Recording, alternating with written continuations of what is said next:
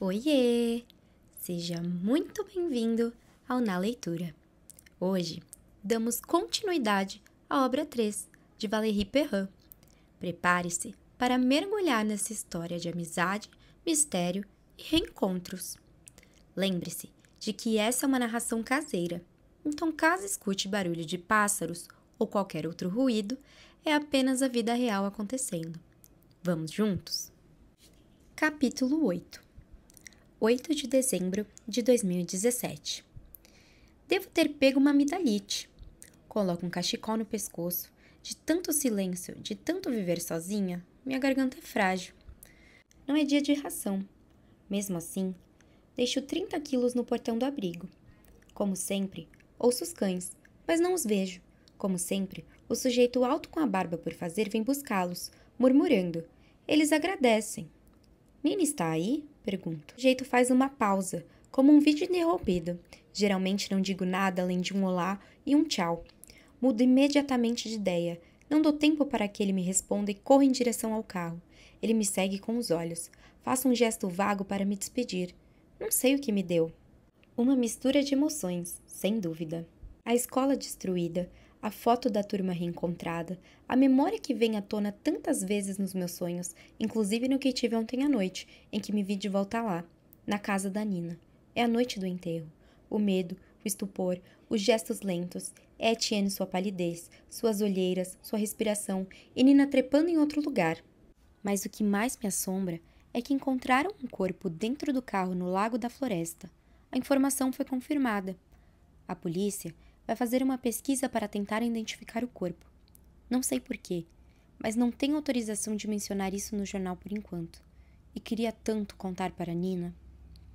Nina está sentada diante da escrivaninha. Ela morde a tampa da caneta. Dia péssimo. 2 animais levados para o canil. Cães de caça, não identificados, cheios de verme. Nenhuma adoção em 2 meses. Uma das voluntárias foi embora. Felizmente, no meio de toda aquela merda, uma luzinha de esperança. Alguém estava interessado no velho Bob. Faz 4 anos que ele está lá. 16 estações cinzas. A pessoa acaba de telefonar. Vai passar essa tarde às 3 para vê-lo. Viu a foto dele no site do abrigo. Gostou de Bob. O álbum dos cachorros que Nina criou é quase tão eficiente quanto um site de encontros. Ela sorri sozinha. Deveria tentar usar algum aplicativo de relacionamento. Mas pensar em se encontrar pessoalmente com um desconhecido numa corrida de cavalos a faz abandonar a ideia. Além disso, não há desconhecidos em La Comelle. Nina conhece todos os caras de sua idade. Homens casados e barrigudos, com os dentes amarelados pelo cigarro, sujeitos grisalhos ou ex-atletas envelhecidos. Ela ri sozinha. Faz bem. É como uma luz por dentro. É necessário sorrir quando só temos isso. Sorrir para seguir em frente. Christophe entra na sala, serve um café morno para si e mergulha um bolinho lá dentro. A pessoa que traz ração todo mês voltou hoje. Ela me perguntou se você estava aqui. Geralmente ela não fala nada. Sabe quem é? Nina tira os olhos do seu planejamento. O olhar dela fica inquieto, como se estivesse assimilando a informação. Sim, sei muito bem. Ah, é? Pergunta Christophe surpreso. É um fantasma. Nina veste o casaco e se dirige à enfermaria, que fica ao lado do gatil. Está na hora de dar uma injeção em Orlan, que está com suspeita de rinite infecciosa. Precisa conter aquilo imediatamente, antes que os outros peguem. Final do capítulo 8. Capítulo 9. Julho de 1987. Adrian, você acha que eu fiquei menstruada porque minha mãe é uma puta? Não. A Madre Teresa ficou menstruada com 10 anos, que nem você. Madre Teresa? É. Tem certeza? Tenho. Li na revista Science vi. Etienne e Adrian estão ao lado de Nina, a caminho do consultório médico. Eles não a viam desde o dia em que Nina foi embora da piscina de repente, sem avisar. Os meninos estão de skate. Nina, a pé, avança ao ritmo dos passos dela. Desde a piscina, o sangue não para de correr. Ela marcou uma consulta com o Dr. Lecoq, sem disfarçar a voz. Uma consulta de verdade, em seu nome, Nina Bu. Todos a conhecem muito bem lá. Devido à sua asma, ela precisa de acompanhamento regular. É a primeira vez que vai ver seu médico sozinha. geralmente o avô vai junto. Nina tem a impressão de estar cometendo alguma desobediência, e aquilo o incomoda. Você contou para o seu vô? Pergunta Etienne. Não, responde Nina. Pode ir na piscina? Não.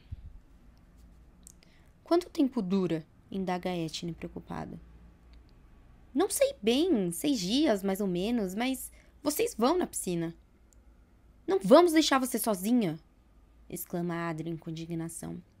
Etienne deixa sua alegria explodir. Vamos alugar filmes. O jardineiro e a Madame Rancourt estão de férias. Vamos ter a casa só pra gente. E sua irmã, a gente não vai atrapalhar? Pergunta Nina. Ela nunca tá em casa. Quando os 3 chegam ao edifício, Nina pede que os garotos a esperem mais longe. Não quer que a gente entre com você na sala de espera? Não, prefiro ficar sozinha. O estacionamento de uma loja de jardinagem fica ali ao lado. Os 2 meninos vão circular e fazer manobras nas linhas de estacionamento dos caminhões. Pegam impulso, saltam. Etienne é muito mais talentoso e corajoso do que Adrien. Mais rápido também. Parece levitar no skate. Os 2 lembram um professor e seu aluno, pensa Adrien. Um profissional e um amador.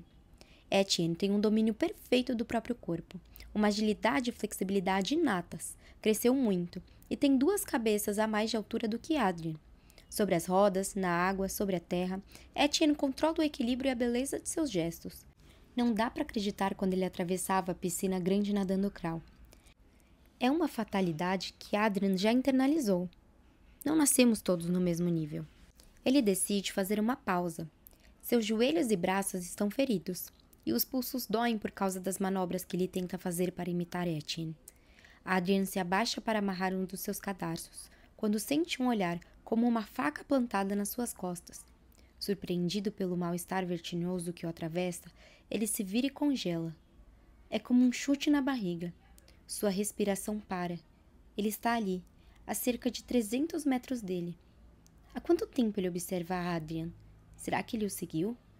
1/4 de segundo se passa, então ele dá meia volta, fecha a porta do carro a toda velocidade e entra na loja de jardinagem. É como um impulso, como se alguém os tivesse empurrado com uma violência que ele nunca viu. Talvez seja a pessoa atrás da qual ele tenta se esconder o tempo todo, a que ele usa para disfarçar aquela timidez insuportável. Os muros que ele criou estão caindo. Tudo o que Pi não conseguiu fazê-lo chorar sai de uma vez só. Adrien se precipita, largando o skate em uma mureta, sem ouvir a voz de Etienne perguntando onde ele vai. Atravessa o estacionamento correndo, abre a pesada porta da loja e bate a cara nela. Seus gestos estão muito desordenados, o corpo não responde mais, as pernas estão carregadas de eletricidade. Um primeiro corredor vazio, o segundo também. Adrien procura Pi como um cão de caça persegue um animal. Ele cruza o caminho de um funcionário que abre um sorriso. Olá, rapaz. Adrien não ouve mais nada. Sente seus batimentos nas têmporas, feito um peixe preso na rede. O cheiro da sala de aula vem à tona, uma mistura de papel, cola, amônia, giz e suor. Terceiro corredor. Lá está ele, pesando sacolas, escolhendo calmamente sementes para o seu jardim, com um sorriso indiferente que pregou no rosto antes de sair de casa, como todas as manhãs. Adrien conhece bem aquele sorriso. Ainda faz-o acordar no meio da noite. Pi não tem tempo de ver Adrien pular. Recebe o golpe bem no meio da cara. No entanto, é um pequeno punho fechado, o de um menino nanico de 11 anos. Mas há tanta ira naquela mão, tanta tensão e tanto sofrimento que o golpe tem a potência de uma bala tirada a queima-roupa. Os óculos se quebram e o ferem. Sangue no nariz. Sua visão fica turva. Então um chute nas bolas, de uma violência impressionante. Pi se debruça para frente e se encolhe, sentindo vertigem, enquanto Adrien bate e grita como um louco. Um funcionário o segura, mas ele continua se debatendo como se estivesse possuído. Então outro grito, terrível, desesperado, é o de Nina. Adrien! O rosto de Nina está deformado pelo medo, com lágrimas nos olhos, e Etienne ao lado dela. Está incrédulo, com a boca aberta. Um calor toma do seu corpo, os membros todos formigando. Suas pernas não o sustentam mais, então nada. Um véu negro. Adrien volta a si. Percebe que está num depósito cheio de plantas e terra molhada. 2 policiais e 3 funcionários da loja de jardinagem o encaram. Ele compreende algumas palavras. Monsieur P não vai prestar queixa. A mãe vai pagar pelos óculos. Ferimentos superficiais. Preocupados com o menino. Um médico vai vir. Mas o que deu nele? Nina está em plena crise de asma. Seu fôlego ofegante. A respiração às vezes aguda, como um apito descontrolado na garganta. Etienne continua observando Adrien com o skate embaixo do braço, como se não reconhecesse o amigo. Um estranho deitado perto dos sacos de terra. Adrien machucou a mão ao quebrar os óculos de Pi. Josephine chega, desesperada. Onde está Pi? Pergunta Adrien, antes de desmaiar outra vez. Como não podem mais ir à piscina, eles têm escutado o álbum de Joshua Tree, do U2, aos berros sem parar. Dançam e cantam com as cortinas fechadas na sala espaçosa da casa de Etienne. Como estão no escuro, fazem o que querem. Seus gestos são desordenados. Eles se entregam à escuridão, rindo bem alto, como crianças no jardim de infância. With you or without you, essas tardes alegres os curam do acesso de loucura de Adrien. Os dias passaram sem que tocassem no assunto. Adrien foi ver um médico, mas o garoto ficou mudo. Não confia nos profissionais de medicina desde os 6 anos de idade. No dia em que Adrien espancou Pi, o Dr. Lecoq tranquilizou Nina. Ficar menstruada na idade dela era o curso natural das coisas. Nada com que se preocupar. Talvez 1 ou 2 anos antes da média das meninas, mas nada grave. O senhor conheceu a minha mãe? Perguntou ao médico. Sim, claro, respondeu, correndo ao estetoscópio por suas costas. Ela ficou menstruada aos 10 anos? O médico vasculhou as gavetas de correr e tirou de lá dentro uma pasta rotulada. Marion Bu, nascida 3 de julho de 1958. Tentou decifrar suas próprias anotações. Sinto muito, Nina. Não sei. Não consigo ler o que eu escrevi. O médico fez um pedido de exames de sangue, falando sobre taxas de progesterona e hormônios, mas ela não ouviu mais nada. Olhava fixamente para a ficha médica da mãe sobre a mesa. Datas em caneta vermelha, datas de consulta, como provas de sua existência. Marion tinha entrado naquela sala, tinha se deitado ali. Lecoq havia medido sua pressão, sua altura, havia pesado, tinha escutado seu coração. Em casa, não havia fotos de Marion. Pierre Pou fez todos os rastros da filha desaparecerem. Não sobraram nada dela, a não ser Nina. Lecoq recusou o cheque que Nina lhe estendeu para pagar a consulta. Ela o pagara no talão de Pierre, o último, para que ele demorasse a perceber. Era o inimaginável para ela conversar com o avô sobre menstruação. Antes que saísse do consultório, o médico perguntou se Nina tinha namorado, ao que ela respondeu que não, corando.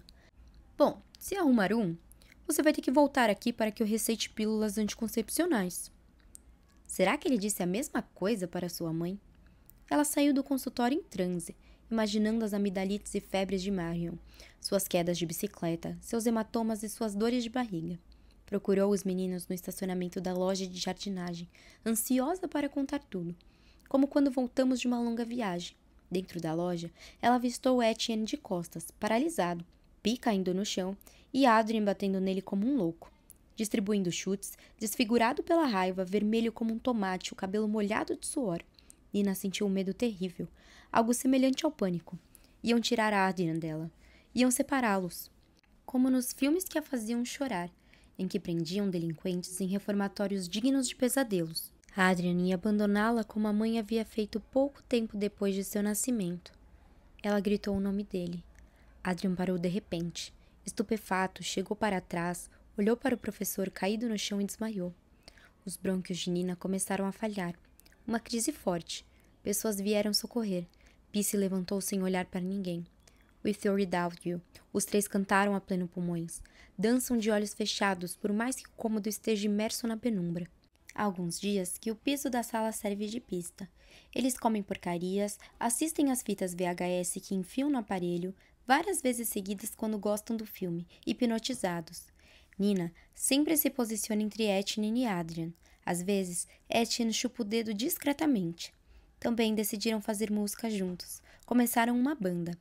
Etienne já largou o piano, prefere o sintetizador e o microfone que instalou em uma parte do porão. Nina e Adrian escrevem as letras enquanto Etienne busca o ritmo. Começaram a escrever umas letras bem complicadas e rebuscadas em inglês que não fazem sentido. Querem ser originais, ignorando que muitas vezes as músicas mais bonitas são as mais simples. No dia 20 de julho, Etienne vai para San Rafael, como todos os anos. É a primeira vez que os três se separam desde que se conheceram, à exceção da temporada em que Adrian passou no hospital de Utah, durante o que mais tarde chamariam de Mal de Pi. Depois da partida de Etienne, Nina e Adrian ficam como duas almas perdidas brincando na água com cloro. Entre dois mergulhos, estiram uma canga no gramado amarelado perto da piscina, atrás das barreiras de segurança onde se pode comer e fumar, onde adolescentes trocam beijos de língua sob olhares incrédulos das duas crianças de 10 e 11 anos. Nina e Adrian sempre se instalam debaixo da mesma árvore e criam desenhos imaginários no céu, um tentando adivinhar o do outro. Tem um Walkman que ouvem alternadamente. Trocam a fita quando colocam os fones macios nas orelhas. Você já beijou alguém? Pergunta Nina a Adrian. Na boca? É. De língua? É. Tá maluca? Eu tenho 11 anos. E você? Também não. De qualquer jeito, parece nojento. Num fim de tarde, com os olhos vermelhos por conta do cloro e sol, Adrian acompanha Nina até a casa dela. São recebidos pelos gatos e pela cadela Paola. Pierre Bou está dormindo. Depois do seu turno, antes de ir até o correio para devolver o que não distribuiu, ele sempre tira um cochilo. Nina pede a Adrian que siga até um cômodo sem janelas no fim do corredor. Relaxa, meu avô tá dormindo. Vou te mostrar uma coisa, mas você tem que jurar pela minha vida que não vai contar para ninguém, nem pro Etienne. Adrian jura. No cômodo, 3 pastas de couro ocupam uma bancada antiga. Nina abre uma e revira nas mãos. Faz calor, não tem ar lá dentro, só um leve odor de cera e poeira. O conteúdo se espalha.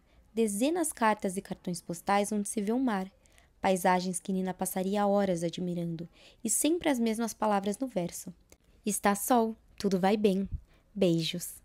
Nina imagina que nos lugares onde há mar, tudo sempre vai bem e faz sol. Quando ele está dormindo, eu aproveito para roubar algumas. Às vezes eu leio. Por quê? Ah, para ler. Seu avô sabe que você faz isso? Tá doido? Ele nunca reparou. Eu devolvo tudo logo depois. Quer experimentar? Adrian tem medo do que ouviu. Experimentar o quê? Nina pega uma pilha de envelopes e faz uma seleção. Escolhe os que estão escritos à mão. Os que parecem ser contas ou papéis administrativos não a interessam. Ela faz um leque e o estende para Adrian. Feche os olhos e escolha uma carta. Adrian obedece. Pegue uma como se estivesse participando de um truque de mágica. Sente Nina tirá-la de suas mãos imediatamente. Quando abre os olhos, ela já está atrás da porta. Vamos para o meu quarto! Ela liga a chaleira elétrica em sua mesa de cabeceira.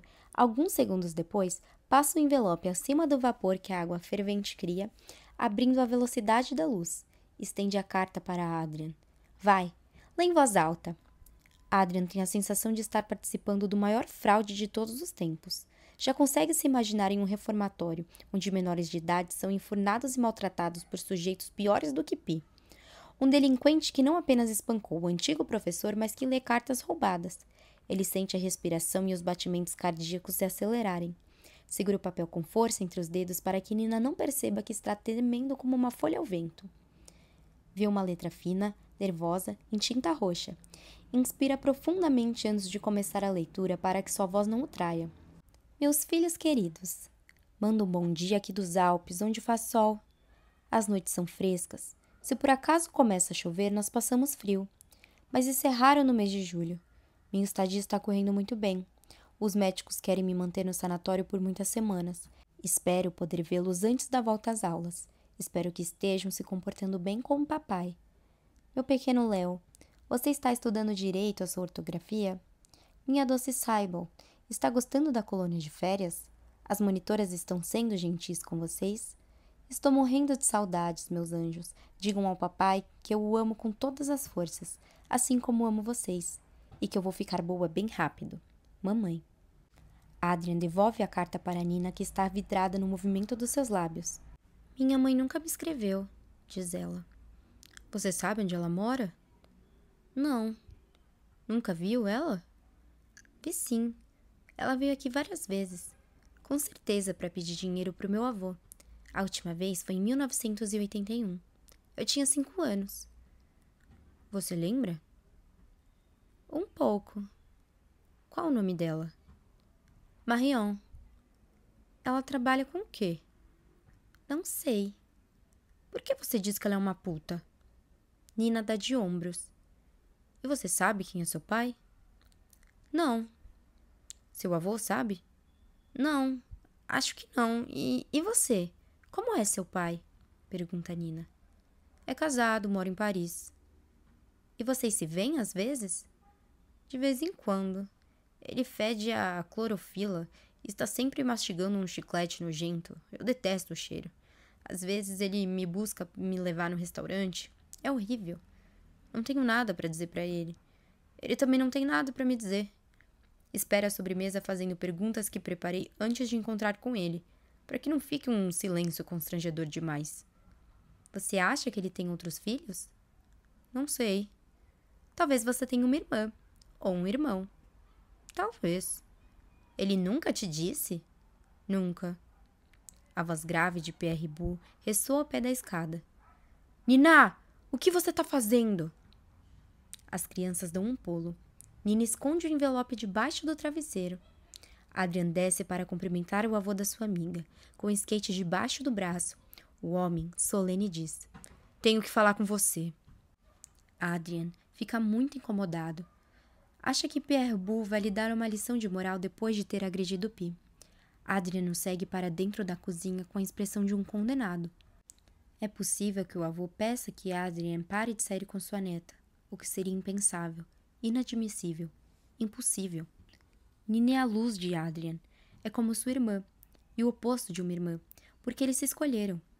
Nina é o norte de Adrian, mesmo usando o banheiro masculino e lendo cartas roubadas. Pierre Bou fecha a porta atrás de Adrian e o encara atentamente por alguns segundos. Nina não parece com o avô.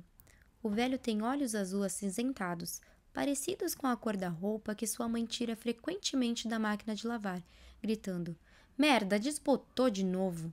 Sua pele é bronzeada, como a jaqueta de couro que Steve McQueen usa no pôster do quarto de Adrian. Os turnos de bicicleta deram essa cor à sua pele. Ele franze a testa, olhando para Adrian com uma expressão grave no rosto. A boca de Adrian está seca.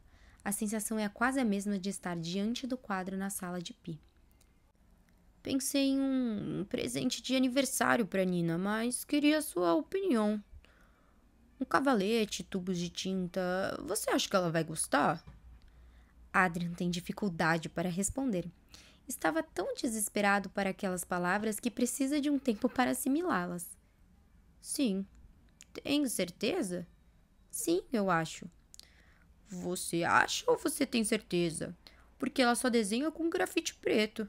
Achei que seria bom ela aprender um pouco de cor com pincéis. Final do capítulo 9. Capítulo 10. 10 de dezembro de 2017. Não se contém a espuma na palma da mão. Sabemos que a vida se consome e não sobra nada. De uma vela que acende, você ainda pode decidir qual caminho, o seu caminho. Acho que tudo se resume ao sal entre nossos dedos. Quando mais leve que uma pluma, você pode guiar seus passos, sem tristeza ou amargor. Avançar, já que tudo se esvai. Ontem foi enterro de John Holliday. O que fizeram Nina, Adrian e Etienne em todos esses anos de silêncio? Os três não cantaram junto com Stroman, não aplaudiram Roger Federer, não assistiram o fabuloso destino de Amélie Poulain, não choraram por Michael Jackson, Prince ou David Bowie juntos. Soube da notícia? Acabei de saber. Todas essas coisas não dizemos mais depois de cruzar a soleira da porta. Um homem que mata crianças no pátio de uma escola, um massacre numa casa de shows, o terror. O tipo de acontecimento que nos faz discar um número de telefone, pedir notícias, apagar quadros. Faz muito tempo que Nina, Adrian e Etienne se falaram pela última vez. Quanto a mim, eu gostaria de contar a eles que amanhã todos os jornalistas da região foram convocados pelo Ministério Público de Macon para o caso do carro no lago. Eu quero, mas não posso. É uma velha canção de François Hardy. Eu quero e eu não posso. Mas se um dia você achar que me ama, não espere um dia, uma semana. Eu deveria ir dormir, mas fico acordado ouvindo música. Às vezes me levanto, canto, me imagino num palco de um estádio. Wembley, por exemplo. Completamente louca. Lá fora já está escuro faz tempo. Estou sozinho em casa. Como poderia não estar? Foi o que eu busquei. Fim do capítulo 10. Início do capítulo 11. Setembro de 1987. No primeiro dia de aula do 6º ano, eles chegam juntos na escola Ville Colombier. A divisão dos alunos em turmas já está pregada em quadro de madeira. Eles se aproximam de dedos cruzados. Espero que estejamos juntos. A sentença chega. Nina Bu e Adrien Bobin estão no 6º A. Etienne Belliou no 6º C. Ao ver seu nome isolado em meio a desconhecidos, Etienne se sente excluído. Tem vontade de chorar. Lágrimas generosas que ele reprime. Adrien fica paralisado. Não acredita que ficaram separados. Ao mesmo tempo, não consegue deixar de pensar que vai ter Nina novamente só para si. E por um ano inteiro. Nina enxuga imediatamente suas lágrimas de raiva e decepção com a manga do casaco novo.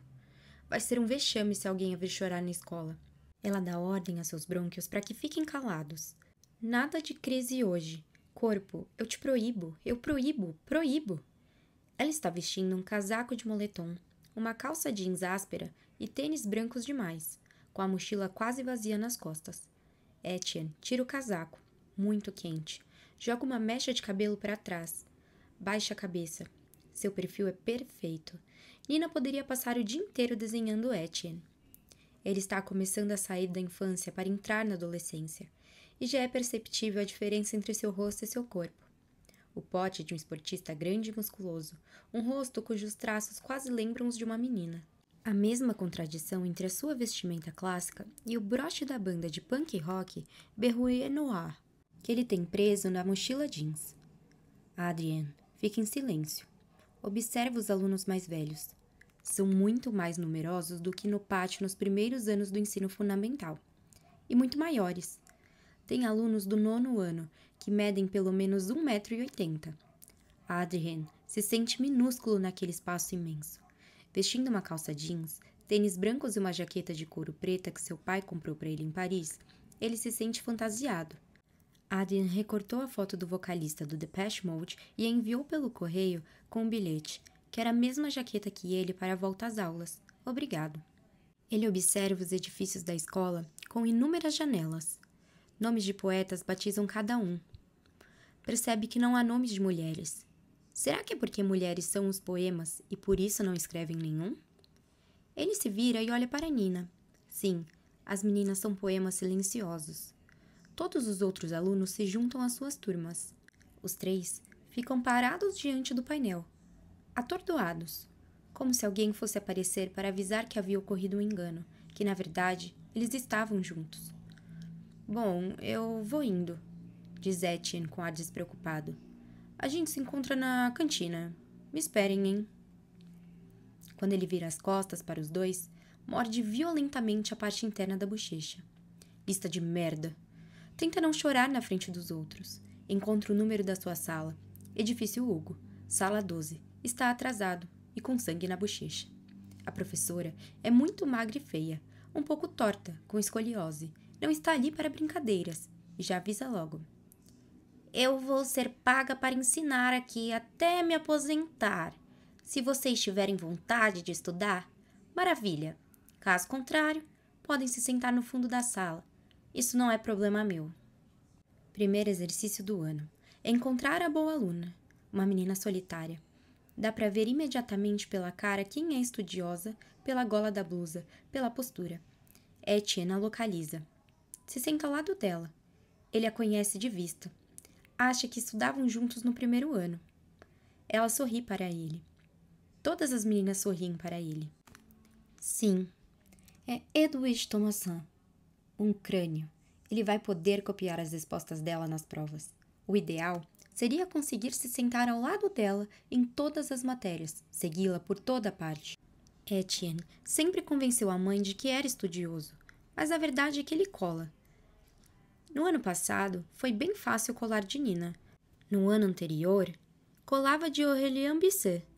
Já no maternal, ele imitava os desenhos dos colegas.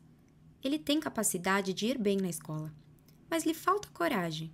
Coragem ele tem no skate e em frente ao seu sintetizador. Ele larga o tênis com a desculpa de que sua agenda estaria lotada no 6º ano. Sem contar a música. Quantas vezes Etienne ouviu o pai dizer: siga o exemplo do seu irmão. Marc Beaulieu era obcecado por competitividade, ser o melhor, ganhar a medalha de ouro, trabalhar como um condenado. Sua irmã mais nova, Louise, está seguindo o mesmo caminho que o primogênito, Paul-Émile. Ele, o irmão do meio, um fracassado e preguiçoso, é apenas mediano. A professora com escoliose se chama Comelo. Ela soletra o nome várias vezes. Etienne imagina o que Nina e Adrien estão fazendo, e como é o rosto do professor da turma deles. Não pode ser tão feio quanto o da sua. Devem estar sentados um do lado do outro. Devem estar juntos. A não ser que tenham chegado atrasados e todas as mesas já estivessem ocupadas. Ele torce por isso. Belisca a palma da própria mão. Deus, se você existe, faça com que Nina e Adrien não estejam sentados um do lado do outro. Assim vamos ficar separados de verdade, e quando nos encontrarmos nada vai ser diferente. As horas passam. Os 3 se esbarram várias vezes nos corredores antes do almoço. Etienne tem a impressão de ser uma criança olhando os pais pela última vez antes de partir para a colônia de férias. Uma criança perdida, sem referências, sem vontade de conversar com os outros, de se misturar. Eles se encontram na cantina ao meio-dia, perto das bandejas. Depois, enchem seus pratos um por vez. Comparam horários. Os dias seguintes seguem o mesmo ritmo. Depois das 5, a vida volta ao normal. Vão para a casa de Adrien ou de Nina. Escutam Never Let Me Down Again, do Depeche Mode, bebendo chocolate quente. Então se sentam a uma mesa para estudar, ou fingir. Foi a saída que encontraram para não serem separados. Se fizerem seus deveres de casa cuidadosamente, serão levados a sério.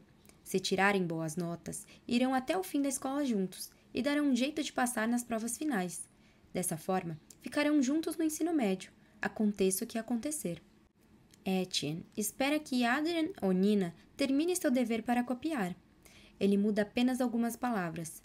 Lê revistas em quadrinhos ou a revista Rock e Folk ao lado deles, seja na casa de Adrien ou na de Nina. Etienne sempre se senta de frente para a porta do cômodo onde se encontra, nunca de costas. Assim, se Josephine ou carteiro aparecerem, ele pode se debruçar sobre um caderno ou um livro. Nina e Adrien não o repreendem. É como se pagassem uma espécie de dívida pela injustiça de não estarem na mesma sala. Deixam Etienne copiar seus trabalhos sem reclamar, como se fosse normal. Nina só pede que ele leia e entenda, porque nunca se sabe. Nunca se sabe o quê? Pergunta Etienne. Nunca se sabe, responde Nina toda vez. Eu poderia morrer por causa da minha asma e você ia ficar aí sem saber nada.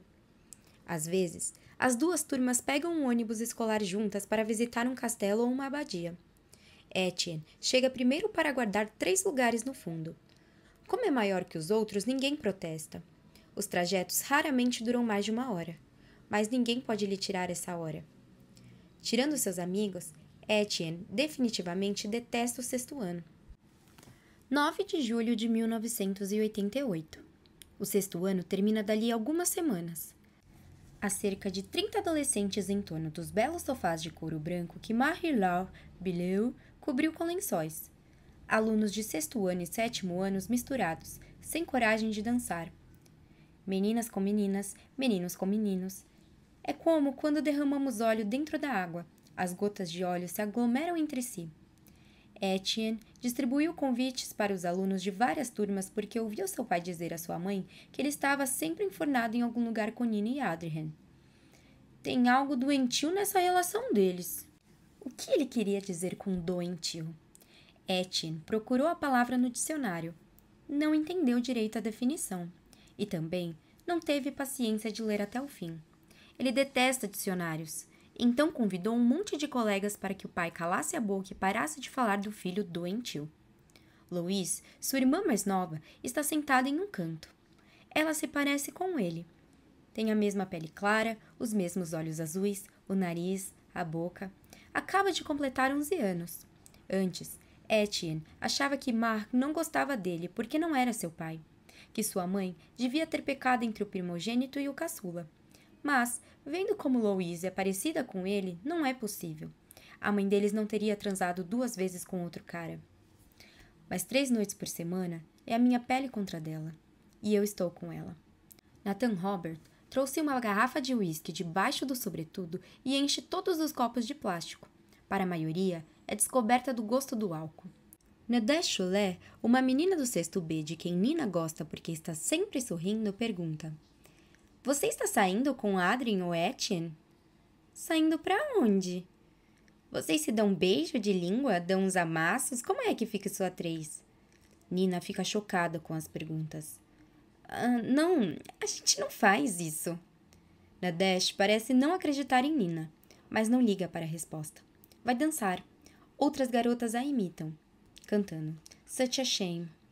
Nina, que tinha se recusado a beber o uísque de Nathan, serve um pouco para si, cobrindo-o de Coca-Cola.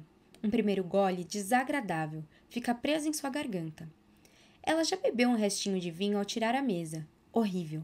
Algo é nojento, sem dúvida. Ela observa Etienne dançar. Ele se movimenta bem e é o mais bonito. Todas as meninas olham para ele. Descarada ou discretamente. Etienne parece não notar. Não parece feliz este ano. Certamente porque estão separados. Por que se amam tanto? Será que ela poderia se casar com um deles quando crescessem? De jeito nenhum. Eles palitam os dentes um na frente do outro. Não fecham a porta do banheiro, não ligam para a cara que tem de manhã, cuidam das espinhas e dos machucados um do outro, dizem, você está fedendo, vai escovar o dente. Detestei essa roupa. Vai depilar o bigode, você está parecendo a mulher barbada. Falam e agem como casais de idosos. Ficam com ciúmes se um dos 3 olha para alguém que não seja um deles, mas não no âmbito da sedução. Nina tem a plena consciência de ser ponte entre Etienne e Adrien, mas não namorada. Nem de um nem de outro. Etienne a considera uma irmã. Adrien, como um exemplo, quase um ideal. As palavras de Nadège e o álcool fazem sua cabeça rodopiar. Vocês se dão beijo de língua, dão uns amassos. Como é fazer isso a 3? Ela se lembra das vezes em que Etienne tentou ensiná-los a beijar, fazendo demonstrações com os dedos e a língua. Ele já fez aquilo com Solène Falk, uma menina do 8º D, que repetiu de ano. Adrien olha para ele e pergunta: Você acha que tem que rodar a língua nos sentidos do ponteiro do relógio? Nina pensa no amor desde muito nova, e no amor físico há alguns meses. No amor como das cartas que ela continua abrindo em segredo. Pensa na última que leu e releu. Conhece a destinatária, o nome no envelope. É a mãe de uma aluna da sala de Etienne, uma mulher que Nina vê todos os dias dentro do seu carro, no estacionamento, aguardando a filha enquanto escuta o rádio. Quando abre a janela, Nina ouve a música e vê a coluna de fumaça que ela sopra olhando para o céu. Eu queria tirar sua roupa como no ano passado, despir você como no ano passado, sentir seu sexo quente debaixo da minha mão, te fazer gozar. Mas quando passo por você, você muda de calçada. Por quê?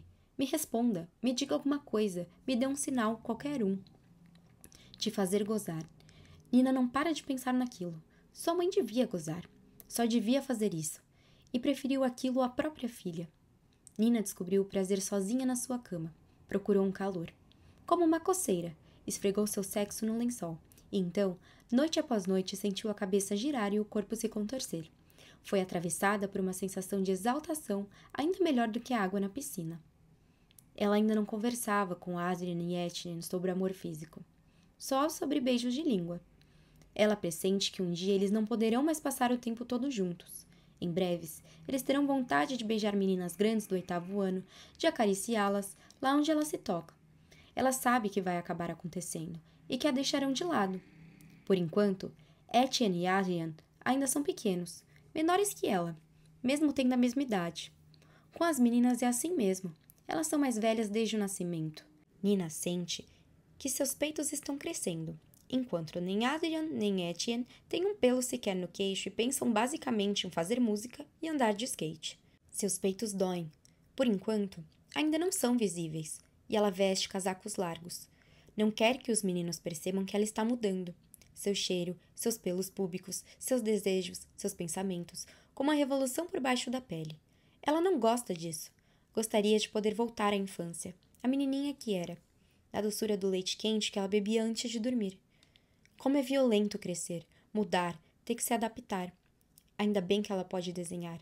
Riscar linhas para reproduzir no papel os traços de quem ela ama lhe permite afastar o medo do desconhecido. Quando desenha, não pensa em mais nada. Sua mente alça voo e ela tem várias vidas. Cada desenho que termina é uma delas, o rosto de alguém, uma paisagem, um perfil, um sorriso. Ela começou a pintar. É difícil usar o pincel. Com um lápis, ela está em contato com o papel. É carnal. Com a pintura, ela se sente obrigada a tomar distância, a menos precisão. Ela não gosta das cores. Não sabe lidar com o vermelho e o azul. Todo mundo dança ao som de Tosi e Sex, Dandossin. Nina se junta a Etienne. Hálitos repletos de álcool, corpos desengolçados, que ainda não sabe, corpos de crianças atrapalhadas que cantam em coro. E a gente se dá as mãos, e a gente se dá as mãos, as meninas no masculino, os meninos no feminino. Fim do capítulo 11. Início do capítulo 12. 10 de dezembro de 2017. Alguém abre a porta. Nina não presta atenção. Está com a cara enfiada no livro de contabilidade. Acha que é Christoph, um dos voluntários entrando para pegar um café. Todas as manhãs, ela faz um bule de café para todos. Olá. Eu liguei ontem, vim ver o cachorro, Bob. É raro aparecer um homem sozinho. Geralmente são mulheres ou famílias com crianças que vêm para uma primeira visita, antes da adoção. O rosto de Nina se ilumina como um belo sorriso. Não é todo dia que aparece alguém no abrigo. Ela se levanta para cumprimentá-lo. Tem um aperto de mão firme. Ele também. Nina aprecia aquilo. É um homem grande. A faz pensar em Etienne, que com 16 anos já media 1,82 m. Prazer, me chamo Romain Grimaldo. Prazer, Nina Bu, sou a responsável pelo abrigo. Nina fica intrigada. É a primeira vez que um potencial adotante exala certo charme. Ele não é como os outros, mesmo ela tendo a certeza de já ter visto, encontrado e vivido de tudo nesses 17 anos trabalhando no abrigo. Ele lembra um pouco os amigos de Adrien, os que ela conheceu quando ele morava em Paris. Tem um estilo meio artista, exuberante ou algo parecido. Uma certa elegância. Não é um sujeito qualquer. Quanto a ela, sabe que não exala mais nada há muito tempo, a não ser um leve cheiro de cachorro molhado. Cortou o cabelo curto porque é mais prático. Maquiagem, nem pensar, quando se começa o dia catando cocô. Suas roupas são quase um uniforme que lembra do exército, as cores caqui ou marrom, confortáveis e duradouras. Eternas galochas nos pés. Nas mãos, unhas curtas. Unhas feitas são para outras mulheres, para outras vidas diferentes da sua. Ela acompanha o visitante pelo abrigo até o compartimento de Bob. Uma garoa fria os recebe. Romain Grimaud lança olhares de culpa para os cães latindo atrás das grades. Para quem vem de fora, é preciso ter o coração forte. O abrigo é uma espécie de lixeira da humanidade. Para quem trabalha lá, o olhar é outro. Os animais estão a salvo, têm o que comer e beber, recebem carinho e são levados para passear todos os dias. São respeitados e tratados quando ficam doentes. O pessoal que trabalha ali conversa com eles, como se estivessem conversando com os amigos que estão na mesma roubada que nós. A mesma colônia de férias horrível. Aquela cujo fim a gente espera ansiosamente, para então voltar para casa. Vocês têm cão de raça? Indaga Romain Grimaud. Nina não gosta da pergunta. Aquilo ali não é um pet shop. Não é para quem está atrás de pedigree e beleza. Ali se vive meio a vira-latas. Olhos azuis e pelos brancos são raros. Aqui é mais rural. Os poucos cães de raça que passam pelo abrigo foram cães de caça. Mas é muito raro. Enquanto o animal ainda pode dar dinheiro, as pessoas não vão largar ele. Tentam vender ou trocar. Viu as fotos de Bob no site? Sim. É um bom cachorro. Já adotou alguma vez? Sempre adotei, na verdade. Nina gosta da resposta. Mora aqui? Acabei de ser transferido para Lacomé. Sou o novo diretor da escola Georges Perret. A escola. Nina pensou na sua, que acaba de ser destruída. Pensa nela sem tristeza. Para Nina, o que passou, passou. Tem outros animais? Um gato velho. Como ele é com cachorros? Está acostumado com eles e dorme o tempo todo. Tem 17 anos. Nina abre o compartimento de Bob e pede que Roman aguarde ali fora. Ela nunca deixa um desconhecido entrar. O animal se aproxima dela abanando o rabo. Bob é um pequeno vira-lata preto, sem dúvidas um cruzamento de Fox com Cocker Spaniel. Você tem visita, amigão, Nina lhe diz. Ela se abaixa e faz carinho no cachorro. O pelo é áspero. Roman fala com ele da porta. Oi, adorei sua carinha. Bob não olha. Nina coloca a coleira nele. Vamos passear para ver como ele se comporta com você. Acha que ele vai gostar de mim? Nina sorri. Acho sim. Bob é tímido. Nunca vai espontaneamente na direção de desconhecidos. Ele parece o primeiro cachorro que tive quando eu era criança. Me chamou a atenção no site. Quantos anos ele tem? Segundo o veterinário, uns 8. Sabe de onde ele é? Foi achado em uma vila perto daqui. Já está aqui faz 4 anos. Por que ninguém quer ele? Talvez porque ele esteja esperando por você. Eles caminham lado a lado. Nina estende a coleira para Roman. Estão em um terreno baldio anexo ao abrigo. Um terreno que não pertence a ninguém. Como os cães que passeiam ali todos os dias. Mora sozinho? Sim. Em casa ou apartamento? Numa casa, com jardim. Já pensou na organização dessa rotina com Bob? Estou pensando em levar ele para o trabalho comigo. Na escola? É. Por isso eu não quero um cachorrinho bebê. Durante o dia, ele fica na minha sala. Na hora do almoço, passeio com ele. E no fim do dia, voltamos juntos para casa. Pode levar ele para o trabalho? Sim, se ele ficar na minha sala. Antes, eu era diretor de uma instituição em Marne-la-Coquette e sempre levava meu cachorro comigo. Por que veio para cá? Queria uma mudança. O que eu preciso para adotar Bob? Preencher formulários e pode vir buscar ele amanhã. Tenho que pagar alguma coisa? Como ele é velho, pode dar o quanto quiser. E se não fosse velho, quanto custaria? 400 euros por um cachorro, 300 por um gato. Isso inclui as vacinas, a esterilização, a identificação e todo o resto, comida, cuidados extras. Não posso levar ele comigo hoje? Não posso deixar que você o leve sem que o veterinário dê uma olhada antes dele sair daqui. Nina está com frio na barriga. Observa Bob de esguelha. Fica assim sempre que encontra um lar para eles. Vai finalmente sair dali. É a diferença entre ela e os bichos. Ela nunca mais sairá. Nina tem 7 anos. Um domingo de junho. Faz sol. Na véspera, seu avô lhe disse: Amanhã vou te levar para um lugar que é surpresa. Ela escolhe um vestido bonito. Calçou sapatos novos. Fez 2 tranças no cabelo, que prendeu com uma presilha em forma de margarida. O trajeto no Renault 5 azul dura mais que 1 hora. Pierre Boulle tem um ar de conspirador. Aonde estamos indo? Se pergunta Nina sentada no banco de trás. Vai poder sentar na frente quando tiver 10 anos. Nina vê uma primeira placa 30 quilômetros antes de chegarem. Parque de animais. Ela dá um pulo de alegria e diz ao avô: Vô, já sei onde a gente está indo.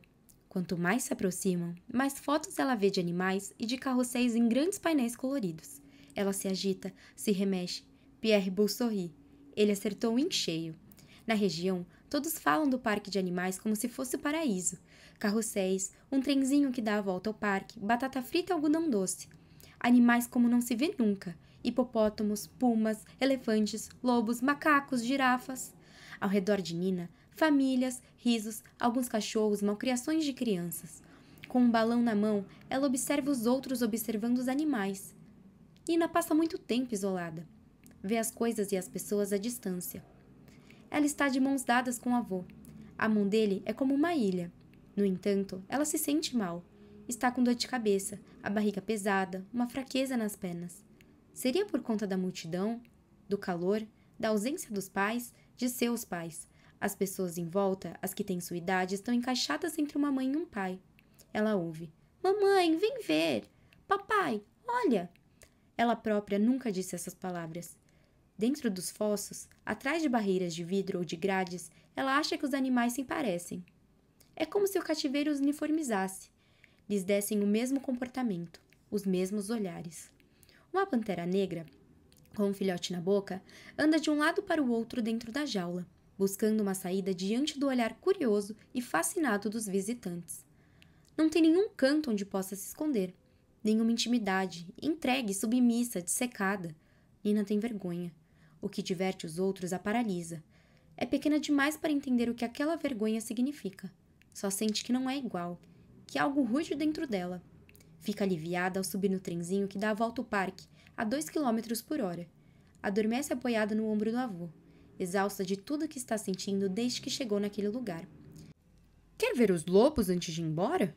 Perguntou o avô segurando sua mãozinha, a dele morna e macia. Não, estou com medo. Ela mente.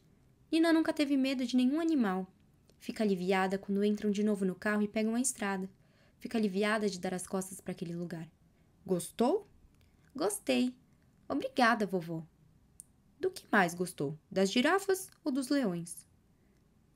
Do trem. Por quê? Porque ele é livre. Vai aonde quiser. Fim do capítulo 12. Início do capítulo 13. Julho de 1988. Os três passam para o 7º ano. Escolhem alemão como terceira língua para garantir que ficarão na mesma sala. O novo lema deles é: não vamos mais nos separar. São poucos os que escolhem a língua de Goethe, à exceção de alguns alunos muito bons. No 7º ano, a maioria escolhe inglês avançado ou espanhol. A princípio, os pais de Etienne se opõem. Você não tem nível para isso. Mas os três tinham previsto aquilo e aprendido de cor o que dizer caso alguém os repreendesse. O alemão é o futuro. O professor disse que é a melhor coisa para entender a etimologia das palavras. Estaticamente falando, todos os alunos que escolhem alemão melhoram nas outras matérias. É um motor para a motivação. O alemão melhora a resistência mental e física. E se eu encontrar a Claudia Schiffer, quero poder falar com ela na sua língua materna. Os três estão na piscina. As meninas da idade deles olham para Etienne. Ele se exibe e faz toda uma cena. Percorre a piscina de 25 metros, fingindo concentração. Sobe o bloco de saída número 3, o do meio, se alonga, se lança dentro da água em um mergulho perfeito. Atravessa toda a extensão da piscina debaixo d'água. Sai imediatamente pela escada e volta para mergulhar de novo. Sua pele é da cor de um pain au chocolat. Seu corpo continua esguio e musculoso. Ele já tem 1,60 m de altura. Nina boia de barriga para cima. Olha para o céu. Alguns carneirinhos brancos perdidos. Ela os reúne mentalmente, brincando de cão pastor. Faz calor. O sol está forte. Ela está bem. Adrien está colado na beirada da piscina, distraído. Parece sonhar. Dá um mergulho de vez em quando, fechando os olhos. Dali a 15 dias, Etienne vai para San Rafael e os dois ficarão sozinhos outra vez. Adrien e Nina. No ano que vem, vou levar vocês comigo, disse Etienne empolgado. Meus pais estão quase deixando. Só preciso aumentar a minha média em 2 pontos. No ano seguinte, quando tiverem 12 anos, parece faltar uma eternidade. Mas Nina gostaria de ver o mar, então torce para que dali a uma eternidade ela possa vê-lo finalmente. Vai ajudar Etienne para conseguir realizar seu sonho. Estou morrendo de fome, diz Etienne saindo da água. Os três vão em direção à varanda e colocam as toalhas debaixo da bunda para não se queimarem nos assentos de ferro. Etienne pede 3 porções de batata frita, que eles mergulham em ketchup. É a hora menos movimentada. Os nadadores da manhã, adultos e aposentados, voltaram para casa. As crianças só chegam a partir das 2 da tarde. Só sobraram alguns adolescentes desocupados como eles, que se cobrem de protetor solar e olham de esguelho uns para os outros.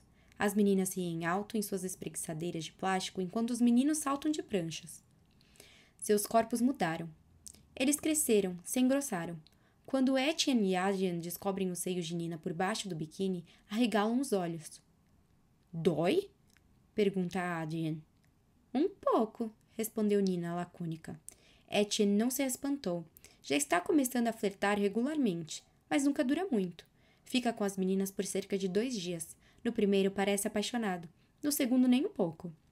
Nina está apaixonadinha por um menino do 9º ano chamado Gilles Bernard, um menino alto e desengonçado que fuma e frequenta boates. Nina acha que ele se parece com o ator Richard Anconina. E é a única. Eles nunca se falaram. Só trocaram olhares quando se cruzam nos corredores da escola ou na cantina. No ano que vem, ela não vai mais vê-lo. Ele vai estudar em uma escola técnica. Por isso, ela vaga pelas ruas de Lacomel esperando encontrá-lo. Nina acompanha a correspondência dele e dos pais. Gil Bernard nunca recebe nada e seus pais só contas desinteressantes. Ela se sente como uma garimpeira de ouro que só encontra areia e nenhuma pepita nas pilhas de correspondência. Etienne não sabe que Nina abre uma parte da correspondência que seu avô distribui. Só Adrien sabe. É o segredo que os une. Quando Etienne vai para Saint-Raphaël, Nina e Adrien pegam diversas cartas e descobrem a vida corriqueira dos moradores de Lacomel e de seus correspondentes. Eles se dão notícias sobre o clima e sobre netos que estão crescendo. Antes de abrir os envelopes, Nina os cheira, fecha os olhos, tenta adivinhar seu segredo e depois de abri-los, muitas vezes se decepciona. Decididamente, as pessoas não têm imaginação, ou lhe falta amor. Quando Etienne volta, eles passam o resto do verão juntos, entre a piscina, o porão com música e o quarto de Nina, onde ela os desenha. Etienne cresceu ainda mais. Estão sentados lado a lado na borda da piscina, olhando distraidamente para os banhistas que passam, chupando balas. Nina prendeu o cabelo com um elástico. Como em todos os verões, sua pele está bronzeada. Seus olhos parecem mais escuros também. Adrien detesta seu tom de pele que não bronzeia nunca, só fica vermelho como uma pessoa tímida. Transei com uma menina em São Rafael, diz Etienne de repente. De verdade? Pergunta Nina. De verdade. Foi estranho. Ela tem 16 anos. Deitou em cima de mim. Estava quente, digo. A pele dela estava quente como quando a gente tá com febre. Ela me queimou. Eu fechei os olhos, mas transei com ela mesmo assim. Foi bom? Foi molhado e fedeu um pouco. Eles riem, uma mistura de incômodo, curiosidade e avidez. As perguntas se seguem, se cruzam, se amontoam. Onde foi? Indaga Adrien. Na vagina. Eles riem. Eu quis dizer onde, tipo, na sua casa? Não, na praia, como todo mundo. Na frente de todo mundo? Exclama Nina. Não, estava de noite, não tinha mais ninguém. Você está apaixonado? Não. Então, por que fez? Um dia ia acontecer, e agora eu não sou mais virgem. Como ela se chama? Cíntia. Parece nome de atriz. Você conhece ela há muito tempo? Desde pequeno. Vejo ela todos os anos lá. Ela está apaixonada por você? Não sei. Os três se perdem em pensamentos. Nina rompe o silêncio incômodo. Só vou fazer quando eu estiver apaixonada. Você é menina. Não é a mesma coisa, afirma Etienne. Por que não? Se espanta Adrien. Porque meninas são românticas. Ainda mais a Nina. Ela gozou? Pergunta Nina. Etienne cora. É a primeira vez que falam de sexo. É a primeira vez que Nina faz uma pergunta tão direta que lhes parece quase brutal. Não sei bem. Ela estava ofegante. Eles têm um ataque de riso juntos. Um riso de crianças que já não querem tanto assim ser crianças. Mas, de qualquer forma, a infância era boa.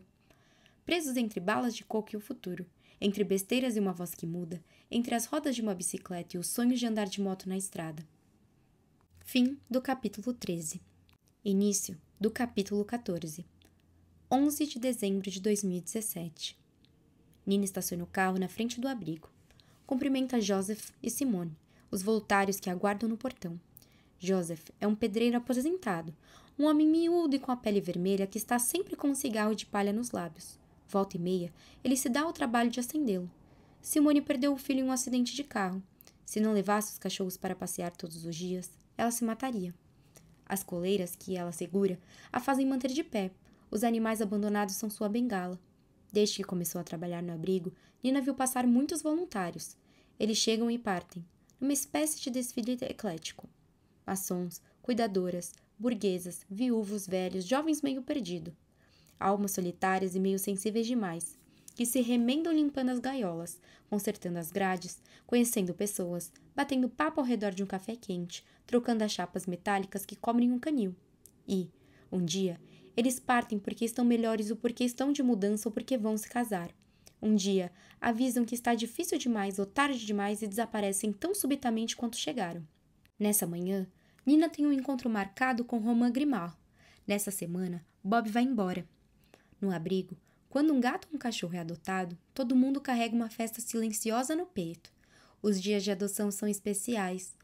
Um olho chora a partida do animal ao qual, inevitavelmente, eles se afeiçoaram e que não vai mais rever, enquanto o outro sorri porque o abandono teve fim. Acabou para ele. É graças a esses momentos de alívio que a gente aguenta o tranco nesse jogo de Tetris da vida. Romain Grimard aguarda Nina na porta da sala dela. Os dois entram juntos, depois de se darem um aperto de mão. O cheiro dele continua bom. Ela adora o seu jeito. A faz pensar no seu marido no início da relação. Tudo é uma questão de sensorialidade, ela pensa. Preparei os papéis. Daqui a um mês, Bob será oficialmente seu. Ele não é meu agora? Você tem um mês para voltar atrás. Não precisa. Nunca se sabe. A adoção é como um casamento. Podemos ter vontade de divorciar no primeiro ano. Acontece muito? Não muito. Mas às vezes o dono devolve o cachorro porque o animal não correspondeu às expectativas. Simone entra na sala com Bob, cumprimenta Romain e diz: é um bom cachorro. Cuide bem dele. Entrega a coleira e vai embora. Antes, Simone estava pouco se lixando para os animais. Ela nunca lhes faria mal, mas também não os via. 2 dias antes do enterro do seu filho, Eric, enquanto ela teve que entrar no apartamento dele para encontrar roupas para o funeral, deu de cara com uma cadelinha velha que Eric tinha resgatado sem nunca contar a ninguém. Simone lembrou que aquela cadela era o sonho do seu filho, um sonho que ela lhe negou por toda a sua infância. Simone e o animal se entreolharam por um longo instante. Ela reconheceu sua própria dor no olhar da cadela. Havia entendido que seu dono não voltaria mais. Foi consolando ela que Simone se consolou. Pegou-as nos braços e não soltou mais. Quando morreu e o veterinário disse, não tem mais jeito, Simone foi ver Nina. Tenho que levar os cachorros para passear. Nina contratou no mesmo dia. Conhecia Simone de vista, sabia da morte de Eric e tinha frequentado a mesma escola que ela durante o ensino médio. Depois do enterro, Simone e a cadela eram vistas sempre juntas, passeando com um animal pelas calçadas de La Comère, como se passeia com uma tristeza. Nina entendeu sua necessidade de trabalhar ali, mais uma perturbada. Seria difícil de administrar a doença, a velhice, a morte de alguns animais, mas não tinha outro jeito. Ela não teve coragem de recusar, de mandá-la de volta para casa. Eles dariam um jeito. Admiro muito o que você faz, diz Romain para Nina, assinando os papéis da adoção. Eu também.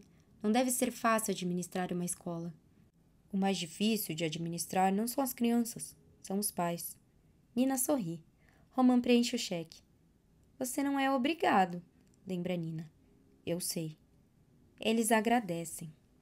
Romain leva Bob consigo, em direção ao carro, abre a porta do passageiro e faz com que Bob suba no banco da frente.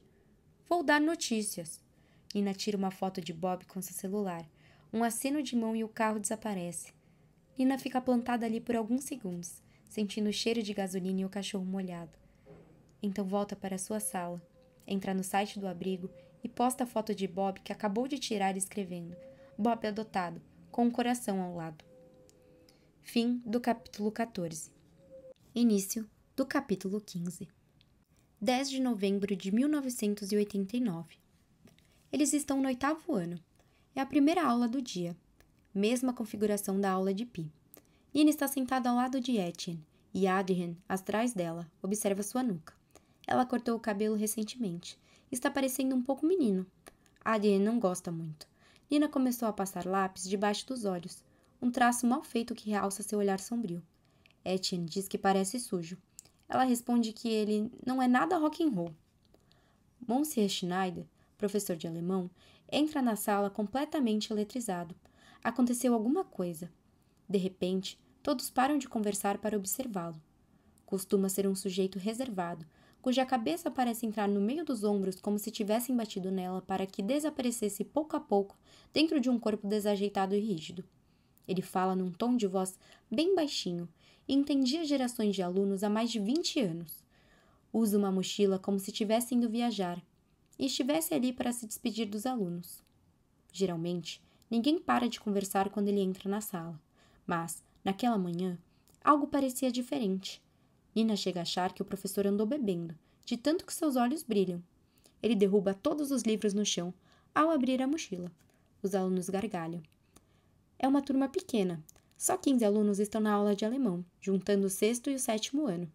Monsieur Schneider sobe no estrado, inspira profundamente e anuncia em tom solene um discurso em alemão. Ninguém reage. Ninguém parece entender uma palavra sequer do que ele diz. É a primeira vez que se dirige aos alunos em alemão, fora da lição. Mas o que acontece em seguida faz os alunos continuarem mudos, mergulhando-os numa espécie de sonho acordado. Monsieur Schneider tira 4 garrafas de champanhe da mochila. Abre uma atrás da outra, rindo e soltando gritinhos esquisitos. Uma alegria louca tomou conta dele, desconcertando os alunos que odeiam a rigidez da escola, mas se sentem seguros ali. O professor põe as taças de plástico sobre a mesa e começa a enchê-las. São 9 da manhã e todos começam a beber.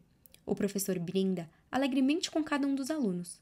Acabou o muro da vergonha, diz ele. A Alemanha está reunificada. Não dá para acreditar. É histórico, inacreditável, miraculoso e inesperado. Os alunos acabam compreendendo que o que deixou Monsieur Schneider naquele estado de transe foi a queda do muro de Berlim. Ele conta, precipitadamente, às vezes com lágrimas nos olhos, que muitos foram assassinados tentando pular o muro. Nina pergunta se ele tem família lá e de que lado. Ele responde emocionado que seus pais vivem do lado oriental. Depois de 2 taças de bebida em um só gole, Schneider entra nas outras salas de aula sem bater e convida todos os professores e seus alunos a irem festejar o acontecimento com ele. Às 10 da manhã, no andar do edifício Charles Baudelaire, há mais de 200 pessoas escutando ou dançando African Reggae da Nina Hagen. Monsieur Schneider colocou uma fita cassete no toca-fitas que costuma usar para as lições de gramática. Assim que a música termina, ele rebobina para ouvir de novo a mesma canção. Schneider dança e rebola. Faz os alunos rodopiarem, um por um, meninas e meninos, sem distinção. Etienne acha a escola interessante pela primeira vez. Pensa que deveria ser assim sempre, que todos os muros do mundo deveriam cair. Os alunos nunca teriam imaginado que o seu professor de alemão escutava Nina Hagen, muito menos que tinha uma gota de diversão no sangue. Naquela manhã, Adrien tenta a consequência da liberdade. Uma alegria sem limites que transforma corpos e rostos. De noite, à frente da televisão, vendo o jornal e sentado ao lado da sua mãe que segura um lenço e enxuga os olhos tentando conter a emoção, Adrien olha as imagens transmitidas ao mundo todo. As lágrimas dos alemães, as famílias que se reencontram, as meninas beijando policiais, os golpes inúteis de martelo, os pedaços de muro caindo, a multidão, os fragmentos de concreto que enfiam nos bolsos, pedaços que viram memórias. Adrien se questiona sobre seu próprio muro, aquele que o separa de si mesmo, o muro atrás de qual se esconde desde que começou a respirar. Qual é a altura desse muro? Fim do capítulo 15. Início do capítulo 16. 11 de dezembro de 2017. Desaparecida. Só sobrarão algumas fotos nos arquivos e as fotos de turma nos armários. A escola Vieux Colombier não existe mais. Se tornou um terreno baldio. Removeram todos os entulhos. Acabou Prévert, Baudelaire, Velain, Hugo. A prefeitura já colocou painéis comunicando que no lugar vão construir residências para os idosos. Que já é possível entrar em contato com tal agência para reservar um apartamento no projeto, que sairá do papel em 2020. Eu me pergunto o que Nina pensou ao ver que a escola tinha sido demolida. Ela passa ali todos os dias a caminho do abrigo. Não existe outro trajeto possível. Não deve ter sentido nada. Sempre detestou nostalgia. Eu nunca vejo enquanto faço as minhas compras, mas a vejo de carro de vez em quando. Dirige uma minivan Citroën com as letras ADPA, Associação de Defesa e Proteção dos Animais, dos 2 lados. Parece minúscula atrás do enorme volante. Está sempre perdida em pensamentos, como se os pedestres e motoristas que encontra não existissem de verdade. Será que ela sabe que eu voltei a morar aqui? Será que vê meus artigos no jornal? Será que lê jornal? Essa noite, o terreno badio da Vieux Colombier está parecendo lago, quando fui até lá fotografar na semana passada. Não é possível saber se estamos vendo terra ou água. Nada se move. Está tudo mergulhado no esquecimento. As formas das árvores, trêmulas e nuas, parecem se manter de pé por despeito, fantasmagóricas. Uma garoa sinistra, a noite glacial nos faróis do meu carro. É como se o sol tivesse decidido não nascer mais. um piquete. Volto da coletiva de imprensa em Macon. O procurador confirmou que um esqueleto foi encontrado dentro do Twingo pescado no Lago da Floresta, pelos mergulhadores da polícia. O veículo foi identificado pelo número da placa. Havia sido roubado de Guillaume Desnos e de sua esposa no dia 17 de agosto de 1994, no início da tarde, em frente à casa deles, no município de Lacomel. É quase certo que os destroços encontrados estavam submersos desde essa data, ou seja, há 23 anos. A essa altura da investigação, a identificação do cadáver será muito demorada e complexa, visto o estado dos ossos. Eles serão submetidos a uma análise de DNA para comparação com o DNA das famílias de pessoas desaparecidas nessa época na região. O Twin, cheio de lodo, estava a 7 metros de profundidade. A Brigada Náutica dá continuidade às buscas com a ajuda de um sonar onde o veículo foi encontrado, a fim de detectar possíveis objetos que pertencessem à vítima. Caso se trate de Clotilde Marais, será que vamos descobrir seu segredo? O segredo que só os 3 acreditam saber? Eu me lembro dos ricochetes que fazíamos no lago nas noites de verão. Na adolescência, fumávamos maconha lá. Bebíamos qualquer coisa no gargalo, o que viesse parar em nossas mãos. Roubado de um armário, o martini de um pai, o licor de uma avó, o uísque de um irmão. Etienne levava seu gravador. Gravava fitas nas quais misturava todos os estilos de música. Atrás de nós, nossas bicicletas largadas no chão aguardavam que terminássemos nossa bagunça para nos levarem de volta para casa. Fim do capítulo 16. Se você está gostando da obra, lembre-se de se inscrever no canal e ativar as notificações para acompanhar os próximos capítulos. Beijos!